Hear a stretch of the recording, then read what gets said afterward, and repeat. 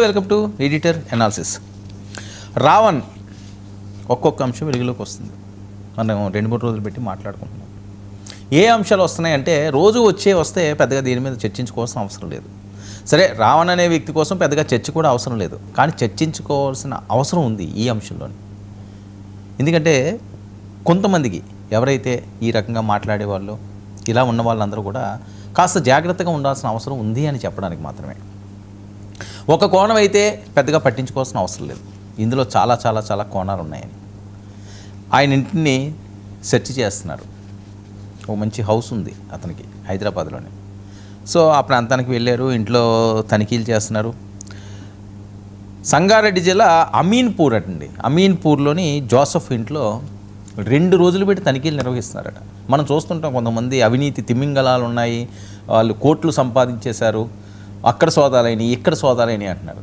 కానీ ఈరోజు ప్రశ్నారావణ్ ఇంటిలో 2 రోజులు పెట్టి సోదాలు 2వ రోజు కూడా నిర్వహిస్తున్నారు అంటే అంత పక్క ఏదైనా ఇన్ఫర్మేషన్ లేకుండా ఇలా చేస్తారా?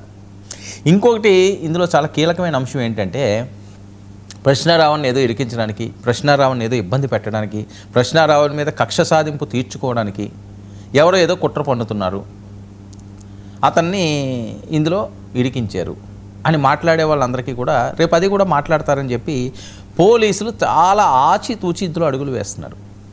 ఏంటి అడుగులు?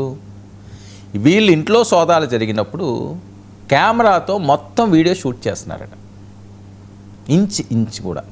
ఎందుకంటే ఏమో కావాలని అతని మీద పెట్టేశారు, కావాలని ఇదిగో ఇంట్లో అదేదో ఒక వీడియో పెట్టేశారు, లేకపోతే ఇంకో చిప్పు పడేశారు, లేకపోతే ఇంకోటి పడేశారు, ఏవో వస్తుంటాయి కదా. ఎందుకు ఆ ఛాన్స్ కూడా ఇవ్వడం? పారదర్శకంగా మేము చేస్తున్నాము, ఇందులో ఎటువంటి కుట్ర కోణం లేదు, ఇది పోలీసులు చెప్పే ప్రయత్నంలాగా కనిపిస్తున్నది. ఇది మేము చేస్తున్నాము, ఇంకెవరో ప్రశ్నించడానికి లేకుండా. ఇప్పటివరకు కూడా ప్రశ్నలతోటి చాలా ప్రశ్నలు సంధించాడు, ప్రశ్నలతో పాటుగా కొన్ని వీడియోలు పెట్టాడు, అవి కూడా కొద్దిగా ఇబ్బందికరంగా ఉన్నాయని చెప్పి ఇప్పుడు ఆ కేసులు అవి పడ్డాయి. ఇప్పుడు తాజాగా మళ్ళీ ఇంకొక కేసు కూడా పడింది. ఇప్పుడు ఉన్న కేసులతోటే ఆయన ఉక్కిరిబిక్కిరి అయిపోతున్నాడు, సతమతం అయిపోతున్నాడు. ఎప్పుడు వస్తాడో ఎప్పుడు రాడో తెలియని పరిస్థితి కుటుంబ సభ్యులకి. ఇంకా మాత్రం జనసైనికులు వదిలే ప్రసక్తే లేదంటున్నారు, అసలు కాంప్రమైజ్ అయ్యే సీనే లేదంటున్నారు. మళ్ళీ ఈయన మీద కేసు నమోదైంది, అసలు వదలబొమ్మాలి అన్నట్టుగా ఈ పరిస్థితి ఉంది అని. అయితే 2 తెలుగు రాష్ట్రాల్లో భారీగా ఆస్తులు ఈయన కూడబెట్టాడా? ఇది జరుగుతున్న ప్రచారం. బాగా కూడబెట్టాడు. ఎలా కూడబెడతాడో, ఒక యూట్యూబ్ నుంచి ఇంత ఎలా కూడబెడతారు? ఇంత పెద్ద హౌస్ ఉన్నది నిజంగా ఆయన ఆస్తిపరుడా? ఇవన్నీ కూడా తేలాల్సిన అవసరం ఉంది కదా. యూట్యూబ్లో ఏదో వీడియోలు పెట్టో, యూట్యూబ్లో కొన్నంత మాత్రం నీకు చేయాల్సిన అవసరం ఏం లేదు. స్వతహాగా వాళ్ళ తండ్రి గారో లేకపోతే తాతగారుల దగ్గర నుంచో, ముత్తాతల నుంచో, వాళ్ళ తాతల దగ్గర నుంచో వేరే వ్యాపారాలు ఉండి, వేరే రకంగా ఇన్కమ్ సోర్సెస్ ఉండి, లేకపోతే పెద్ద భూములు ఉండి, ఎక్కువగా భూములు ఉండి, ఇలాంటివి ఏమైనా ఉండిలా ఉంటే ఆస్తిపరులు ఉంటారు, దానికి పెద్ద ఇల్లు కట్టుకోవచ్చు, చేయొచ్చు. కానీ ఈయన అంత స్థితిమంతుడా? ఏమైనా వారసత్వంగా వచ్చిందా, లేకపోతే బ్యాక్ డోర్ నుంచి వచ్చిందా? ఇది కూడా చూడాలి కదా. సో ఇప్పుడేంటి, సంగారెడ్డి అమీన్పూర్లోని జోసఫ్ ఇంట్లో 2వ రోజు సోదాలు. కొన్ని డాక్యుమెంట్స్, రికార్డులు స్వాధీనం చేసుకున్నారండి. 3 గంటల పాటు కొనసాగిన రైడ్స్. 3 గంటలు, ఇవో 2 స్టైల్స్ అనుకుంటాను, ఒకటి అన్నీ చూసుకుంటూ వెళ్తున్నాడు. మరి ఇంటి తనిఖీలను వీడియో రికార్డ్ చేసిన పోలీసులు ఇంటి తనిఖీలను కూడా వీడియో రికార్డ్ చేశారు. ఇంకా జోసఫ్ భార్యను ప్రశ్నించిన దర్యాప్తు బృందం, ల్యాప్టాప్లో వివరాలు నమోదు చేసిన పోలీసులు. ఏదైతే వివరాలు ఉన్నాయో అవన్నీ కూడా ఇప్పుడు లేటెస్ట్గా కూడా కొన్ని విజువల్స్ వచ్చినాయి ఆయన్ని, రావణ్వి. ఇవే కాదు, ఇంకా చాలా విజువల్స్ ఉన్నాయి, వేరేగా విజువల్స్ వస్తున్నాయి. అతను ఏ రకంగా తీసుకెళ్తున్నాడు. ఇంకోటి ఏంటంటే చెయ్యి ఎలా చూపిస్తున్నాడు అంటే పశ్చాత్తాపం లేదో, లేకపోతే నేను కాన్ఫిడెంట్గా ఉన్నాను, నేను ఏం చేసుకున్నా పర్వాలేదు అంటున్నాడు. ఆ విజువల్స్ అన్నీ కూడా బాగా వైరల్ అవుతున్నాయి. ఆయన ఎక్కడికి వెళ్ళినా సరే అది చూపిస్తున్నాడు. నన్ను ఎవ్వడో ఏం చేయలేడు అన్నట్టుగా చాలా కాన్ఫిడెంట్గా ఉన్నాడు. మంచిదే, తప్పు ఏమి చేయకపోతే ఎవరో ఎలాంటి శిక్షలు పెట్టినా లేకపోతే కక్ష సాధింపులు పెట్టినా ఎన్నో రోజులు ఉండవు అవి. సో మరి ఇంటి తనిఖీలు వీడియో రికార్డులు అయినాయి, ల్యాప్టాప్లో వివరాలు నమోదు చేశారటండి. ఏం చేశారు, ఏవైనా వస్తువులు వీళ్ళు టచ్ చేశారు, ఏ రూమ్లోకి వెళ్ళారు, అక్కడ ఉన్నాయి, ఏవైనా వీళ్ళు స్వాధీనం చేసుకున్నారు, ఏదైనా ఇది హ్యాండ్ఓవర్ చేసుకున్నారు, ఇలాంటివన్నీ కూడా అవన్నీ కూడా పిన్ టు పిన్ పెట్టారు. పలు పత్రాలపై రావణ్ భార్య సంతకాలు తీసుకున్న అధికారులు. పలు పత్రాలపై ఏదైతే ఇంట్లో కొన్ని వీళ్ళు తీసుకున్నారో అవన్నీ కూడా అది ఫోరెనిక్స్కో లేకపోతే ఇంకో పంపిస్తుంటారు కదా. ఆ రకంగానే ఏమైనా అనుమానాస్పదం ఉన్నాయంటే మరి ఏంటి, ఇదిగో మా ఇంట్లోకి వచ్చేసి వీళ్ళు దొంగతనం చేసేసారు, మా బంగారం అంతా పట్టుకుపోయారు, మా వెండి అంతా పట్టుకుపోయారు, మాకు అందులో ఉన్న లక్షలన్నీ తీసుకెళ్ళిపోయారు, ఇలాంటివి కూడా వస్తుంటాయి అభియోగాలు. అందుకని ఆవిడతో సంతకాలు పెట్టించుకున్నారు. అమ్మ ఇదిగో మీ ఇంటికి వచ్చాం, మీ రూమ్లోకి వెళ్ళాం, మీ హాల్లోకి వెళ్ళాం, మీ వంటగదిలోకి వెళ్ళాం, ఆ డబ్బాలు వెతికాం, లేకపోతే ఈ ల్యాప్టాప్లో ఇవి చూసాం, ఇవి మేము చూసాం, ఇవి మేము చేసాం, ఇదే పెట్టించుకున్నారా?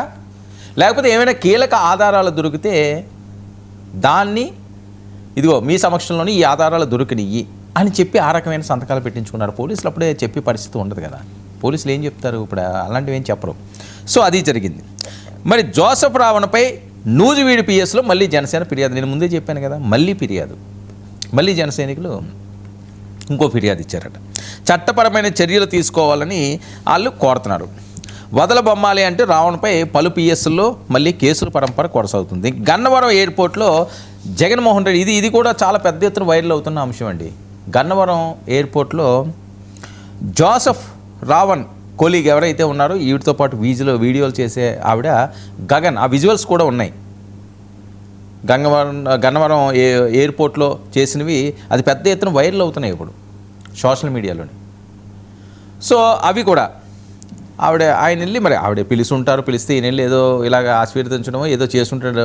ఈయన జనరల్గా అంటుంటారు కదా, అదేదో అని ఉంటారు. దాన్ని కూడా రాజకీయ పరంగా ఏదో దాచేసారో చేసి, సరే ఇందులో ఏమి నిజం ఉన్నదో ఏదో అబద్ధం తెలియదండి. కానీ వీళ్ళ టీం అంతా కూడా కాస్త అజ్ఞాతంలోకి వెళ్ళిపోయారు, అండర్ గ్రౌండ్లోకి వెళ్ళిపోయారట. ఎవరు కూడా బయట పెద్దగా తిరగట్లేదట, వీడియోలు ఆపేశారు. ఎందుకు ఇవన్నీ చేయాల్సి వచ్చింది? ఇప్పుడు అతను సపోర్ట్గా మరి వీడియోలు చేసుకోవాలి కదా. చాలా అనుమానాలు ఇందులో, ఒకటి రెండు కాదు, చాలా అనుమానాలు. ఆ ఎయిర్పోర్ట్లో విజువల్స్ కూడా సోషల్ మీడియాలో వైరల్ అవుతున్నాయి, ఎయిర్పోర్ట్ విజువల్స్ ఉన్నాయి. సో అదేంటి మరి ఎయిర్పోర్ట్కి వెళ్తుంటే ఆవిడ పెళ్ళడం, ఇలాంటివన్నీ కూడా. మరి ఆవిడ ఎందుకు వచ్చింది? జగన్మోహన్ రెడ్డి గారు ఏం చెప్పారు? లేదమ్మా ఏదో అన్యాయం జరిగింది, మేము అండగా ఉంటాం అన్నారా? ఇదేంటి ఎవరికి నచ్చినట్టు వాళ్ళు ఆపాదించుకుంటారు కదా. ఇప్పుడు తెలుగుదేశం పార్టీ వాళ్ళు ఏమంటారు, ఇదిగో జగన్మోహన్ రెడ్డి గారే ఆవిడకి ఏమన్నా ఆశీర్వదించేశారు, జగన్మోహన్ రెడ్డి గారు నేను చూసుకుంటానన్నారు, వాళ్ళకి లింకులు ఉన్నాయి కదా. అవి కొన్ని టీడీపీ హ్యాండిల్స్ నుంచి కూడా ట్రోల్ అవుతున్నాయి పెద్ద ఎత్తున.